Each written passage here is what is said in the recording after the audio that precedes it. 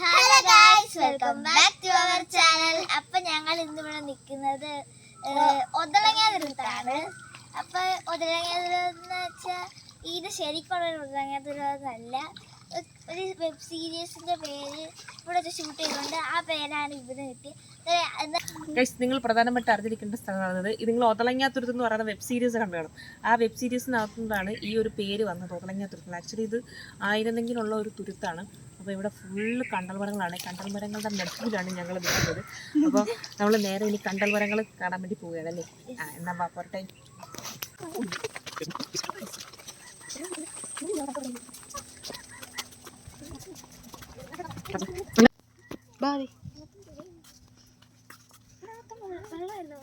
ഞങ്ങളെന്ന് പറഞ്ഞപ്പോൾ മൊത്തം വെള്ളമായിരുന്നു. ഇവിടെ വീടൊക്കെ ഉണ്ടോ?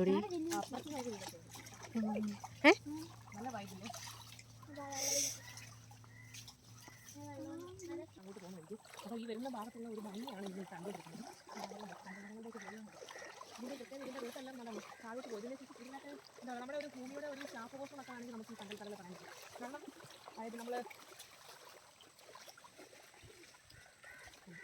വരുന്ന വടി അപ്പുറത്ത്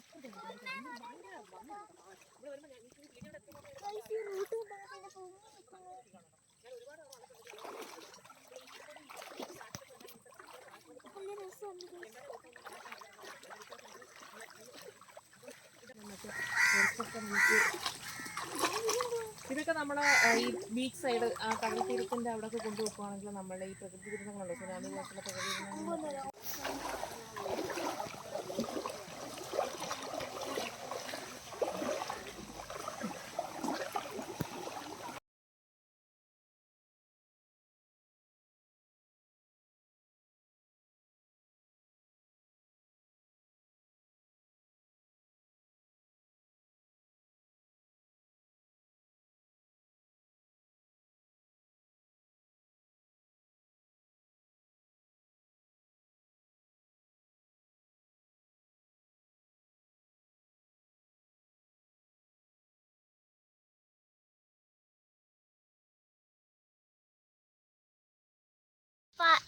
നമ്മൾ കൊല്ലത്ത് നിന്ന് ഇങ്ങോട്ട് വരുമ്പോൾ നമ്മൾ ആലപ്പുഴയിലൊക്കെ നിൽക്കുന്നത്. കാരണം ഇത് ബൗണ്ടറിയാ, അവിടെ കൊല്ലം, ഇവിടെ ആലപ്പുഴയാണ്. അപ്പം നമ്മളിപ്പോൾ ആലപ്പുഴയിലാണ് നിൽക്കുന്നത്.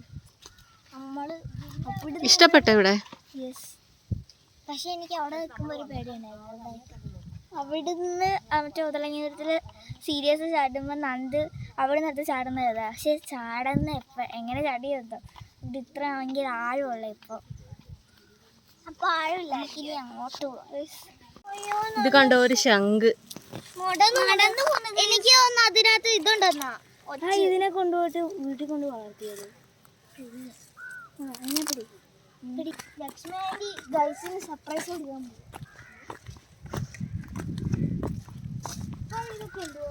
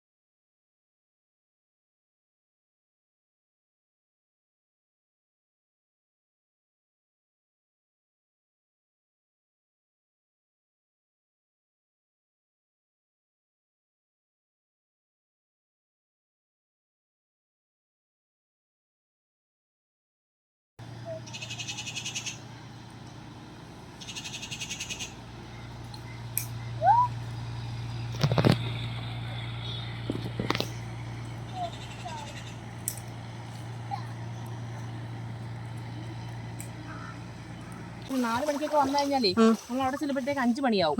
അപ്പൊ നമുക്ക് പിന്നെ തിരിച്ചു വരുമ്പോഴത്തേക്ക് ഭയങ്കര ഇരുട്ടാ.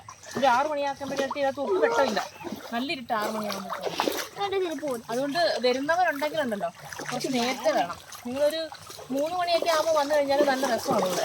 നമ്മൾ വരുവാണെങ്കിൽ ഒരു 3 മണി ആ സമയത്തൊക്കെ വൈകിട്ട് വരുന്ന ഈ വെള്ളം പോലും കാണത്തില്ല കേട്ടോ. വെയിലിറക്ക സമയത്ത്, വെയിൽ ഏറ്റ സമയം കണ്ടാണ് വെള്ളം. വൈകുന്നേരം വരുമ്പോൾ വെയിൽ ഇറക്കും. അപ്പോൾ ഇത്ര വെള്ളം ഇവിടെ. അപ്പോൾ നമ്മൾ പോയതിനെ കാട്ടി തോനെയും കൂടെ വെള്ളം കൂടിയിട്ടുണ്ട്. ഇവിടെ മൊത്തം ആഴം. ഞങ്ങളിത് ഇവിടം തൊട്ട് നല്ല ആഴം ഇവിടം വരെ ഉണ്ടായിരുന്നു വെള്ളം.